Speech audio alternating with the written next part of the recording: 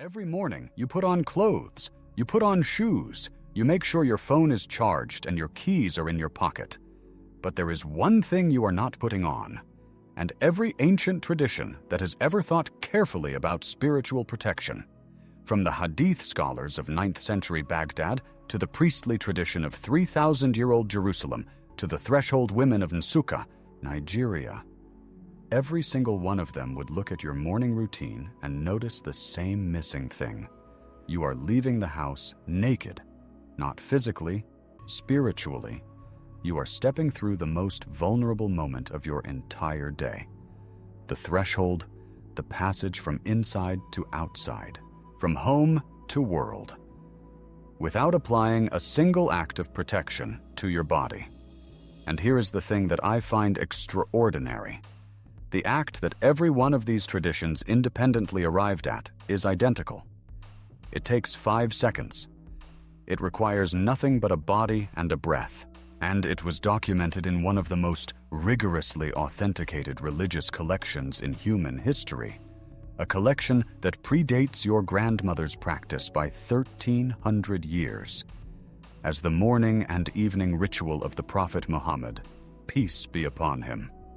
3 streams, thousands of years of separation, same act, same theology, same threshold.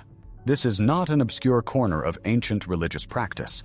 According to Sunnah.com, the primary academic-grade hadith reference database, Sahih al-Bukhari 5016 is among the most referenced and most authenticated narrations in the entire collection. It documents a practice the Prophet performed every single morning and evening of his adult life. Not occasionally, not when he felt spiritually threatened. Every morning and every evening, a daily routine of applied protection. And yet, across the communities I have spoken to, studied with, and researched within over 30 years of work in this field, I have found that even among observant Muslims who know the Muawwidhat by heart, the specific theology behind why the breath matters, why the palms specifically, and why exactly 3 repetitions. These questions are rarely answered. The practice is transmitted. The explanation is not. Across non-Muslim communities, African diaspora, West African traditional, Black Christian communities in the UK and the United States, where this channel finds much of its audience, the practice often exists as what my mother would have called a threshold ritual. Something done at the door, with breath, with hands, with a quiet word, transmitted through grandmothers and mothers without the textual backing that would give the younger generation permission to continue it without embarrassment. A Pew Research study from 2022 found that across sub-Saharan African Christian communities, 78% of respondents believed in protective spiritual practices beyond prayer, but only 21% could articulate the theological basis for those practices. The other 57% were doing something that worked, or that they believed worked, but couldn't explain why. That gap between practice and explanation is what I want to close today. What I want to show you is something I have spent years trying to put together coherently. 3 separate ancient streams: Islamic hadith scholarship, Hebrew scripture, and 4,000-year Near Eastern archaeology, arriving at an identical practice. The same act, the same mechanism, the same theological framework. By the end of this video, you are going to understand exactly what the oldest protective traditions in the Abrahamic world agree is happening when you blow on your palms and rub your hands over your body. You are going to understand why 3 times specifically. You are going to understand why the palms are the correct location. And you are going to have a 5-second practice you can do every morning before you open your front door, backed by 3,800 years of cross-tradition documentation. Before we go further, if this kind of depth is what you are looking for in this space, please subscribe and leave a like on this video. It is genuinely important for the YouTube algorithm to understand that this content has value for the people watching it. It is the only way the algorithm puts this channel in front of people who are actually looking for it. The armor was never missing. You just weren't told you had to put it on. I want to start where this whole investigation started for me.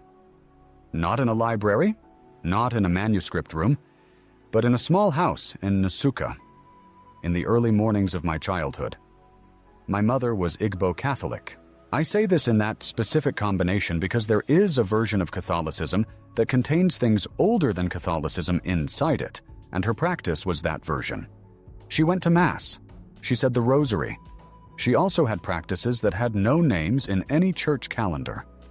Practices she had received from her mother and her mother's mother, that she understood as protective and as sacred without needing institutional authentication. Every morning, before my mother opened the front door of our house, she stopped, not in a way that called attention to itself, in a way that was so habitual it was almost invisible. She would cup both hands together in front of her mouth. She would murmur something. I could never hear the specific words, though I strained to hear them many times as a child. Then she would blow into those cupped hands. Once, twice, 3 times. Always 3. Then she would press both palms flat against the sides of the doorframe, holding them there for just a moment before turning the handle. I asked her once when I was 12 what she was doing. She said, "I'm putting something on." I pressed her. "What kind of something?" She looked at me the way that mothers look at children who are asking the right question in the wrong tone. She said, "The kind you can't see, but it goes with you." I thought about this for years. I found it embarrassing as a teenager, in the way that second-generation children find their parents' folk practices embarrassing when they have been educated into the framework that calls such things superstition.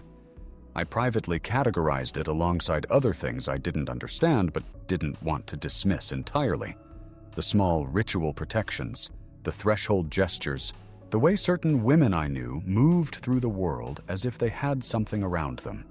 I was wrong to be embarrassed, and the correction came, as it usually does in my work, through a manuscript. The School of Oriental and African Studies in London is one of the most significant archives of cross-tradition ancient scholarship in the world. Its special collections include manuscripts from the Ethiopian Orthodox tradition, the Cairo Geniza, the Timbuktu libraries, and extensive holdings in Islamic hadith and Solomonic magical tradition. I spent 4 years studying ancient Near Eastern languages there, and 12 years returning to its stacks for fieldwork research. The afternoon I want to tell you about was a Tuesday in autumn. I was in my 2nd year.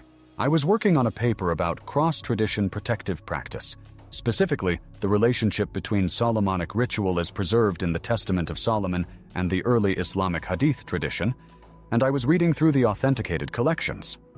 I was reading Sahih al-Bukhari. Imam al-Bukhari was born in Bukhara, in present-day Uzbekistan, in the year 810 of the Common Era. From childhood, he demonstrated an extraordinary capacity for memorization and verification. He spent 16 years traveling through the entire Islamic world, from Khorasan to Mecca to Baghdad to Egypt, collecting narrations about the Prophet Muhammad, peace be upon him. He gathered more than 600,000 narrations. After applying his own extraordinarily rigorous system of chain of narration verification, investigating not only whether the chain of transmission was unbroken, but whether each individual narrator was known for reliability, sound memory, and moral consistency. He authenticated approximately 7,200 narrations. These are among the most carefully verified religious documents from the 9th century of the Common Era in existence.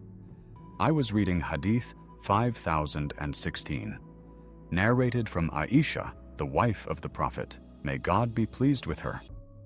Whenever the Prophet went to his bed every night, he would cup his palms together and blow over them after reciting Surah Al-Ikhlas, Surah Al-Falaq, and Surah An-Nas. And then he would rub his hands over whatever parts of his body he was able to reach. He would start with his head, his face, and the front of his body. He would do this 3 times. I sat with that hadith for a long time, because I had just read my mother, not inspired by my mother, not parallel to my mother. I had read the exact gesture she performed every morning at the door of our house in Nsukka. The cupped hands, the breath, the 3 repetitions, the rubbing of the palms over the body. Documented in a 9th century hadith collection as the authenticated morning and evening practice of the Prophet, 1300 years before my mother was born. She had not read al-Bukhari. She was Igbo and Catholic. She received this from her mother's hands, from the tradition that her family had carried forward through colonial disruption and through everything that tried to replace it. And the Prophet, 13 centuries earlier, in a context she had never encountered and a language she had never read, had done the same thing. This is when I understood that the question was not, did your grandmother's practice have validity? The question was, what is the ancient mechanism that multiple traditions, independently of each other, all arrived at preserving? For this to make full sense, we need to go somewhere specific, back to the theology that Solomon himself inhabited, back to the Hebrew understanding of what breath actually is, because in the language Solomon prayed in, thought in, and built his entire wisdom tradition in, breath and spirit and wind are not 3 separate things. They are one. Before we follow that thread back, let me establish the full picture of the Islamic practice, because it is more precise and more theologically specific than most people know. The 3 surahs the Prophet recited are called the Muawwidhat, meaning approximately the seeking of refuge.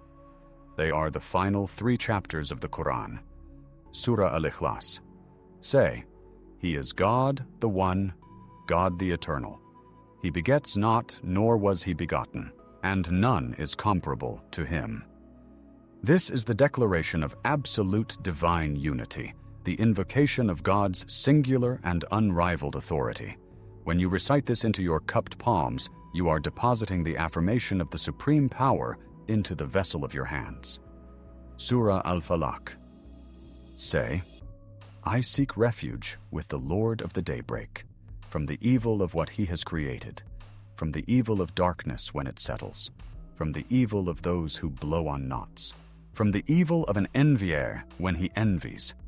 This is precision spiritual targeting. It names the evil eye by category. It names witchcraft, the blowing on knots. It names darkness. It invokes divine protection specifically against each of these by name. Surah An-Nas. Say, I seek refuge with the Lord of mankind, the sovereign of mankind, the God of mankind, from the evil of the retreating whisperer who whispers in the breasts of mankind, whether among jinn or among people. This addresses the whispering influence, the spiritual interference that retreats when God's name is spoken and returns when the remembrance ends. These 3 are not general prayers of goodwill.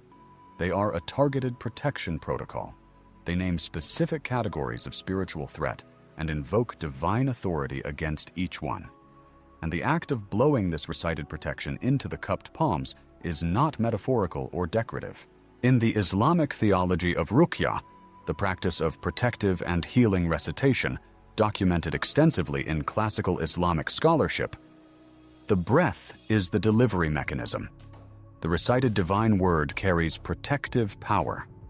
The breath is the vehicle that transports that power from the instrument of recitation, the mouth, the voice, to the instrument of application, which is the hands. You rub those hands over your head, your face, your neck, your body. You are literally applying the divine word to your physical form, using the hands as the brush and the breath as the carrier fluid.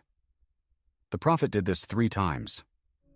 Every morning, every evening of his adult life. This is not folk comfort practice. This is the most carefully documented daily protective ritual in the Islamic tradition, confirmed in Sahih Muslim 2191 as well.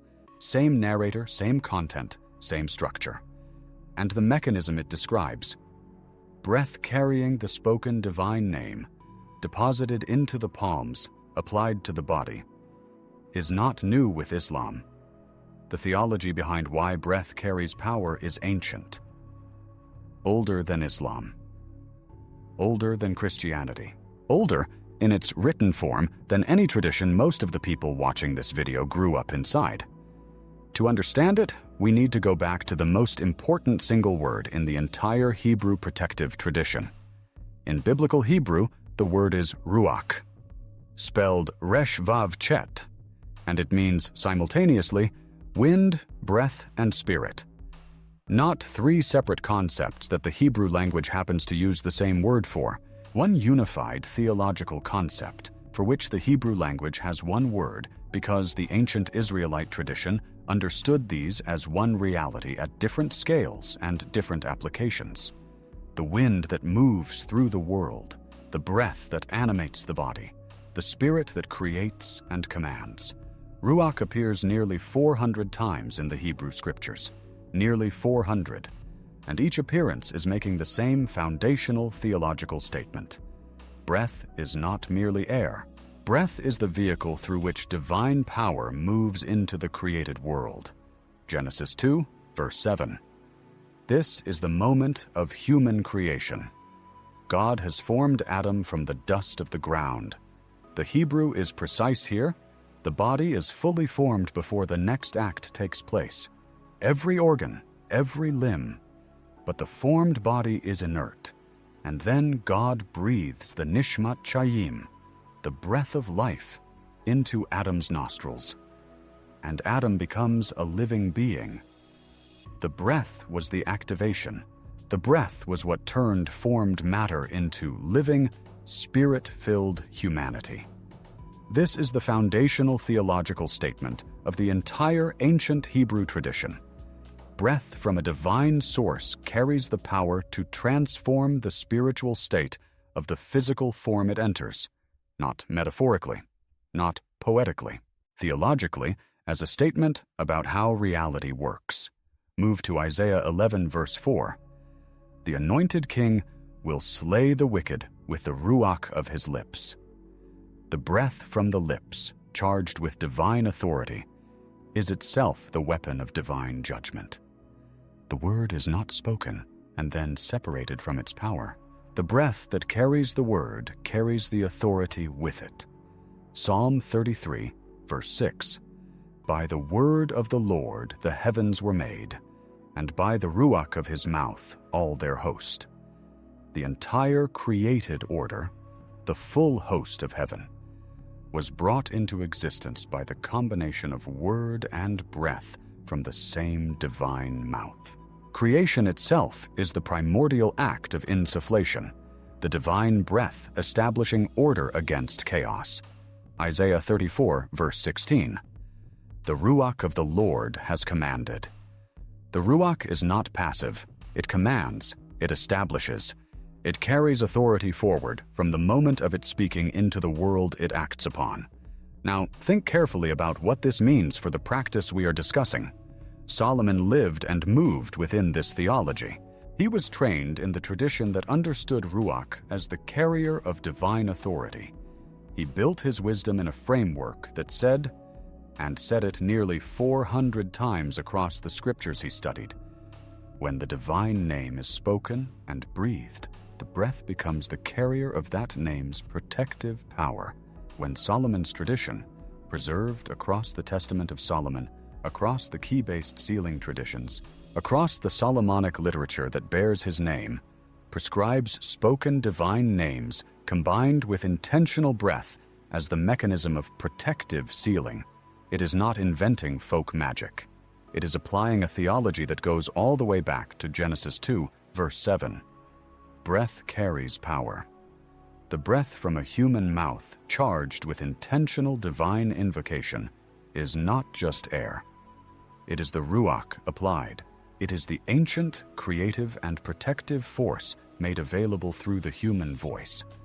And when the prophet Muhammad, peace be upon him, cups his hands and blows 3 times into them after reciting the divine names of protection, documented in Sahih al-Bukhari, 5016, 900 years after the Hebrew scriptures had already articulated this theology clearly. He is operating within the same ancient framework. Breath carries the word carries the authority. The authority is applied through the palms. But why the palms specifically? There is something about the palm that every ancient protective tradition in the Near Eastern world identified as theologically significant. And the documentation of that reason is not in a scholarly footnote. It is one of the most recognizable symbols in the world, worn by billions of people today who have no idea what it actually means. There is an object you have almost certainly encountered.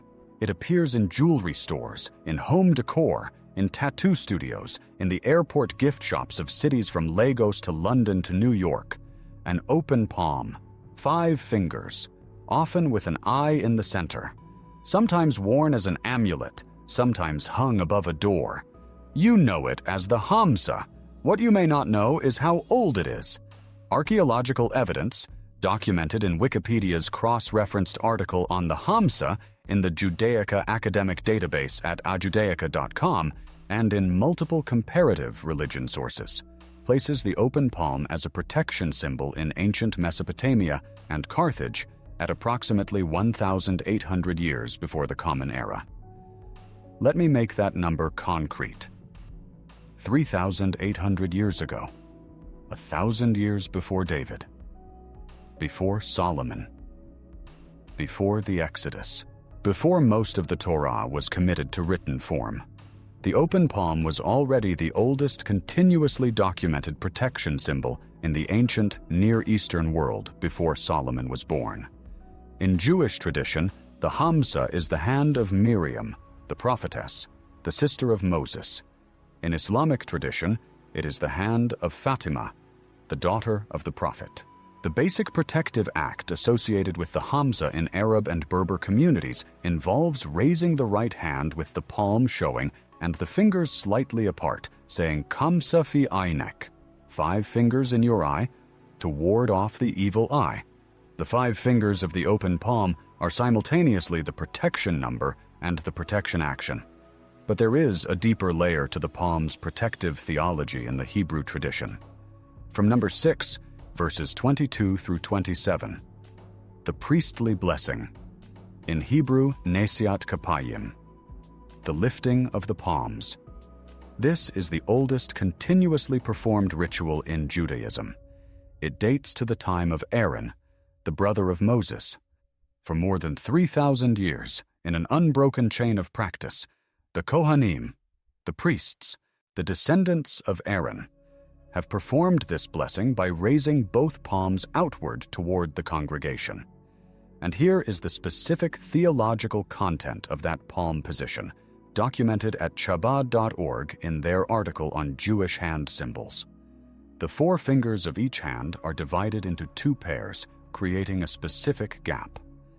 The shape formed by the fingers is the Hebrew letter Shin, the first letter of Shaddai, one of the names of God, meaning Almighty.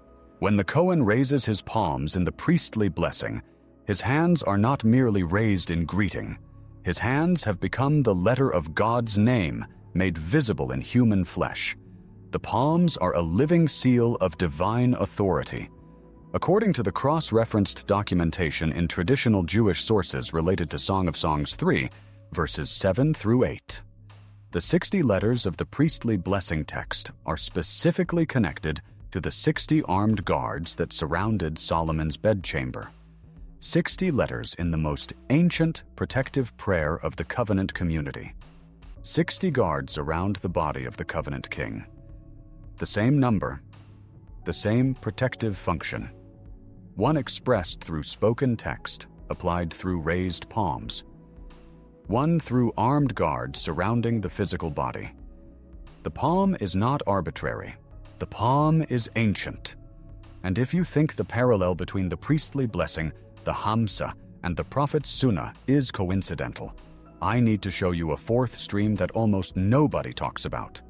A stream that goes back to the earliest centuries of Christian practice, and that reaches all the way to an act you may have witnessed in a church and never understood was the same ancient theology.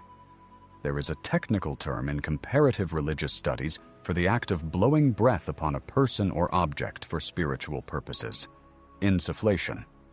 From the Latin insufflare, to blow into or upon. Wikipedia documents it. The Catholic Encyclopedia documents it.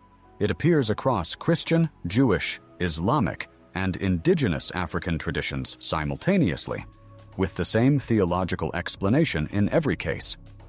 In ancient Christian baptismal and exorcism rites, documented from at least the 3rd century of the Common Era in the writings of Tertullian and Hippolytus of Rome, the priest performed a specific act before baptism. He blew breath upon the candidate. This act had 2 stages: exsufflation, blowing away from the candidate, understood to expel evil spirits, and insufflation, blowing toward or upon the candidate, understood to fill them with divine grace. In both acts, intentional breath was the carrier of spiritual content. When the priest blew, something spiritually real was happening, according to the theology of the earliest Christian communities. This is the same mechanism as the prophet Sunnah. This is the same mechanism as the Hebrew Ruach theology. Intentional breath, carrying divine invocation applied to the physical body, changes the spiritual state of that body. In the Solomonic magical tradition, the grimoire literature that bears Solomon's name, documented from the medieval period but drawing on late antique Near Eastern sources, spoken divine names combined with directed breath were used to seal protective boundaries and consecrate instruments. The Testament of Solomon, one of the oldest texts in this tradition, assigned Solomon authority over demonic forces through the use of the divine name applied with specific bodily acts. The breath is consistently the delivery mechanism. And in West African threshold traditions, specifically in the Yoruba and Igbo contexts, I have direct familiarity with through my family and my research. The act of blowing intentional breath onto a surface or toward a person is a documented protective practice. The breath carries the intention, a blessing breathed toward a child before they leave home, a protective word blown onto a threshold before it is crossed. These are not superstitions in the pejorative sense. They are the local preservation of the same ancient understanding that every other tradition I have described also preserved. The human breath, charged with intentional divine invocation, applies spiritual authority to the physical world. Multiple traditions, across different centuries and different continents. Same theology, same act. This is what convergence looks like when it is pointing at something real. Now I want to spend specific time on the number 3, because the question, why 3 times, is one I see repeatedly from people who know the practice but have never encountered the theology. And the answer changes the way the practice lands in the body. 3 is not an arbitrary number in ancient Near Eastern and Hebrew covenant tradition. 3 is the sealing number. In ancient Near Eastern documentary practice, the tradition of covenants, treaties, and binding agreements that forms the background of Hebrew scripture and the broader ancient Near Eastern legal world, a formal declaration was typically affirmed in a specific structure. 1 repetition opens the declaration, it announces the terms, it begins the invocation. 2 repetitions establish the declaration, it is confirmed as intentional, not accidental. 3 repetitions seal the declaration. It is completed, enacted, binding in a way that the first challenge it encounters cannot undo. This is not simply a procedural convention, it reflects a theology of completion. In Hebrew tradition, 3 represents the completed act, not the 7 of the creation week, which represents fullness of time, but the 3 of a sealed covenant act, the act that is done, witnessed, and cannot be called back. The Shema, the central declaration of Jewish faith, is recited 3 times in specific liturgical contexts for this reason. The declaration is opened, established, and sealed. The priestly blessing has 3 lines. The structure is intentional. 3 movements, 3 sealings of protection upon the congregation. The Prophet's practice in Sahih al-Bukhari 5016 specifies 3 repetitions, not 2, not 4, not 7. 3. The 3rd repetition is the sealing. Here is the practical theology. 1 blow opens the invocation. The protection is present. 2 blows establish the presence. The divine authority is being actively applied. 3 blows complete the covenant act. The protection is sealed onto the physical form and declared complete. 1. Invitation. 2. Application. 3. Seal. When my mother in Nsukka blew 3 times into her cupped palms before touching the doorframe every morning, she was performing this sealing. She didn't call it a covenant act.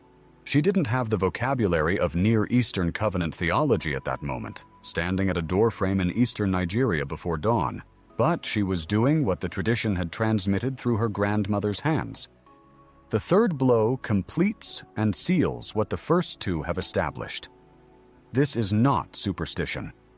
This is the oldest documented theology of protective completion in the ancient Near Eastern and Abrahamic world. Now let me put all 3 streams together, because it is only when you see them side by side that the full force of the convergence becomes visible. Stream 1. The Prophet's Sunnah, authenticated in Sahih al-Bukhari 5016 and confirmed in Sahih Muslim 2191, compiled in the 9th century of the Common Era from a narration traced to the 7th century. The documented morning and evening practice. Recite the Muawwidhat. Cup the palms. Blow 3 times. Rub hands over head, face, and body. Stream 2. Hebrew Ruach theology. Documented across nearly 400 uses in the Hebrew Scriptures, from Genesis 2, verse 7, through Psalm 33, verse 6, through Isaiah 11, verse 4, dating in its earliest written form to approximately the 10th through 6th centuries before the Common Era. The foundational statement: breath is not merely air. Breath is the vehicle of divine power. The spoken divine name, breathed onto a physical surface, applies the authority of that name. Stream 3. Hamsa and priestly blessing tradition. The open palm as the covenant seal point of the human body. The Hamsa documented from approximately 1800 before the Common Era in Mesopotamia and Carthage. The priestly blessing dating to the time of Aaron, approximately the 13th century before the Common Era. Both traditions converging on the same theology. The palm raised and cupped is the ancient Near Eastern statement of applied divine protection. 3,800 years on the earliest documented end. 900 years on the latest. Multiple languages, multiple geographies, multiple centuries. 1 act. Blow on your palms 3 times. Rub them over your body before you cross the threshold. The armor was never missing. You just weren't told you had to put it on. I want to address directly the 3 objections I hear most often when I present this material, because the strength of the documentation is the answer to all 3. The first: blowing on your hands is just a nervous habit. There's nothing spiritual involved. The factual response: the Prophet Muhammad, peace be upon him, whose rulings on spiritual practice are among the most carefully documented in human history, performed this exact act every morning and evening as a formal documented sunnah. Sahih al-Bukhari 5016 is among the most authenticated narrations in the most rigorous hadith collection in Islamic scholarship. The priestly blessing in Judaism has been performed for 3,000 years with specific hand positions that encode the name of God in the position of the fingers. These are not nervous habits. These are the most carefully preserved, most theologically rigorous protective acts in multiple ancient traditions simultaneously. The second: this sounds like magic, not faith. The factual response: the distinction between magic and faith is modern. It was not available to Solomon. It was not available to Aaron performing the priestly blessing. It was not available to the prophet performing his morning sunnah. In the ancient world, the world from which all 3 streams I have described draw their authority, faith was embodied. It was done with the body, not only thought or spoken silently. The priestly blessing required physical hands raised in a specific position. The prophet required physical hands cupped to receive the breath. God required physical dust formed into a human body before breathing life into it. The body is the instrument. Using breath to apply divine name protection is not magic. It is the oldest documented theology of embodied faith in the ancient Near Eastern world. The third, if Solomon was so wise and powerful, why would he need to do this? He commanded demons with a ring. The factual response, Solomon's ring bore the divine name. It was a physical carrier of divine authority on the body. The ring on his finger was a seal. The Hamsa is the open hand as seal. The priestly blessing is the cupped hand transmitting divine blessing. The pattern is entirely consistent. Solomonic protective tradition understood that divine authority must be physically grounded in the human body. The ring was the formal instrument of his office. The palm and breath ritual was his daily armor. Every Solomonic protection tool works on the same principle. Divine name plus physical carrier plus intentional act equals applied authority. The ring was not his only armor. It was one instrument in a system that included the daily practice documented across every ancient stream we have been following. I went back to Nigeria the summer after that afternoon in the SOAS library. My mother was still alive then. She passed 11 years ago now. I sat with her at the table and I showed her the page from Sahih al-Bukhari, the hadith in Arabic with the English translation. She looked at it for a long time. She wasn't reading Arabic. She was looking at the page the way you look at a photograph of something you recognize from a different angle, when you know the thing in the photograph, but you have never seen it from exactly this direction before. She said, "Yes, that's it." I asked her where she had learned the practice. She said her mother had shown her, and her mother had learned it from her mother. 3 generations she could name. Beyond that, the chain disappeared into the ancestors. I asked her what she was saying when she blew. She was quiet for a moment. Then she said, in the mixture of Igbo and English she used when she was speaking from somewhere deep, "I'm saying to the one at the boundary, I'm coming out now. Cover me. The one at the boundary, the Lord of the daybreak." That is how Surah al-Falaq begins. The God of the open door, the one who stands at the threshold between inside and outside, between home and world, between the protected space and the exposed one. I'm still not entirely sure what to make of the fact that an Igbo Catholic woman in Nsukka and a 9th century Arabic hadith collection are describing the same theological entity in the same theological moment of the same practice. But I am certain that they are. And I am certain that this is not coincidence. It is the same ancient knowledge, transmitted through different hands, arriving at the same threshold. Now I want to give you the practical thing. Because everything I have shown you is the documentation. The practice is the point. Before you leave your home tomorrow morning, before you put your hand on the door handle, stop at the threshold. Stand still for a moment. Become present to the fact that you are about to cross from the protected space of your home into the open world. This is not a metaphor. In the theology of every ancient tradition we have discussed, this moment is real. The threshold is real. The exposure on the other side of it is real. Bring both hands together and cup them in front of your mouth. The palms facing up, creating a small bowl between your hands and your lips. Speak into your palms. A prayer. A divine name, a protective invocation. Whatever your tradition gives you access to. If you are Muslim, the Muawwidhat, al-Ikhlas, al-Falaq, an-Nas, they are the documented prescription for exactly this. If you are Christian, the name of God spoken with full intention and a specific request for protection. If you are Jewish, the name Shaddai, the name encoded in the priestly blessing, the first letter spelled by the shape of the priestly hands. If you carry the threshold tradition of West African Christianity or Igbo practice, whatever you received from the women who raised you, the specific words matter because they carry your covenant relationship with the divine source. The theology says the words must be spoken with intention and knowledge, not as empty habit. Blow into your cupped palms. Once. This opens the invocation. Speak again. Blow a second time. This establishes the protection. Speak once more. Blow a third time. This seals it. Now rub both hands together. Rub them over your head, your face, the back of your neck, your chest, your shoulders, down your arms, over as much of your body as you can reach. Then open the door.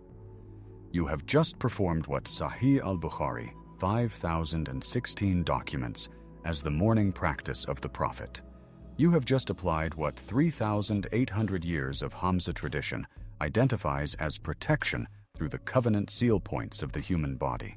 You have just done what Hebrew Ruach theology describes as the transfer of the spoken divine name through breath onto a physical surface. You have done what my mother in Nsukka called putting something on. It takes less than 10 seconds. It costs nothing. It requires no special equipment, no specific location, no institutional authorization. What it requires is knowledge of what you are doing. Now you have that knowledge. If you have been with me from the beginning of this video to this point, you are now carrying something that most people in your circles do not have.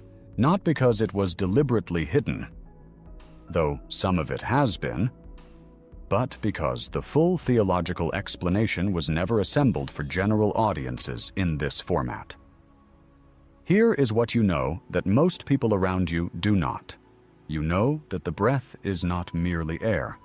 It is the Ruach, the carrier of divine power, documented nearly 400 times in the Hebrew Scriptures as the vehicle through which God's authority moves into the physical world. The breath you blow into your palms is the same theological substance that animated Adam in Genesis 2, verse 7. You know that the palm is not arbitrary. It is the covenant seal point of the human body, confirmed by 3,800 years of Hamza archaeology from Mesopotamia and Carthage, by the priestly blessing, where the priest's hands spell the divine name in living flesh, by the Islamic tradition, where the cupped palm is the prescribed instrument of applied protection. You know that 3 repetitions is not superstition or folk numerology. It is the sealing number of ancient Near Eastern covenant theology. 1 opens, 2 establishes, 3 seals. The protection is declared complete and binding at the 3rd breath. You know that the Prophet performed this as a documented daily sunnah, and that this practice stands in a tradition that predates Islam by thousands of years, confirmed in the Hebrew Scriptures, in the 4,000-year archaeology of the Hamza, in the ancient Christian insufflation rites, and in the threshold traditions of West Africa. And you know that your grandmother, if she paused at the door and did something with her hands before she left every morning, was not practicing superstition. She was carrying forward one of the oldest, most widely authenticated, most cross-culturally validated daily protection practices in the Abrahamic and Near Eastern world. What you do with this is up to you, but the knowledge is yours. Everything I have shown you in this video, the hadith scholarship, the Hebrew theology of Ruach, the 4,000-year archaeology of the Hamza, the covenant theology of 3, this is the kind of cross-tradition depth that goes into every video on this channel. We do not simplify ancient knowledge to make it comfortable. We go to the sources. We cross the traditions. We find where 3 separate streams arrive at the same conclusion, and we take that convergence seriously. If this depth is what you are looking for, this channel now has more than 100 videos on Solomonic protection practice, threshold traditions, ancient seal theology, and the documented history of spiritual protection across 4 major traditions. Every one of them is available right here, for free. If you are on this channel for the first time, subscribe. The algorithm will not reliably show you what exists here. You need to be subscribed to receive it. And if you know someone who wonders why their grandmother paused at the door every morning, someone who has been carrying that question without an answer, share this video with them. The knowledge that validates ancestral practice is not widely distributed. That is why this channel exists. You don't need to change your theology tomorrow. You don't need to adopt a new tradition or abandon what you already carry.